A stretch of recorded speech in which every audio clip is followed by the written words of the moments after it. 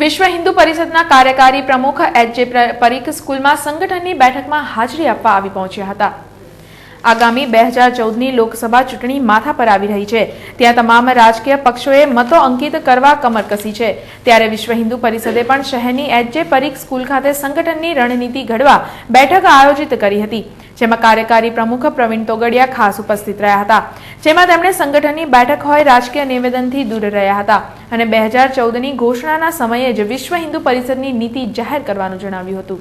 મુખ્ય કાર્યકર્તાઓ એમની સાથે ચા પાણી વાર્તાલાપ એના માટે એકાદા કલાક માટે આવ્યો છું। વિશેષ કોઈ કાર્યક્રમની યોજના નથી।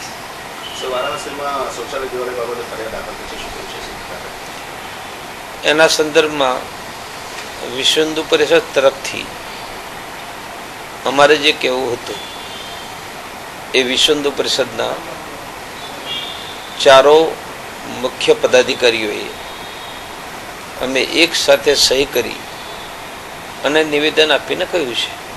સર, શૌચાલય દ્વારા બાબતે વિશ્વ હિન્દુ પરિષદમાં બે રાયો કરી છે, એ સંદર્ભે કેમ આપશો?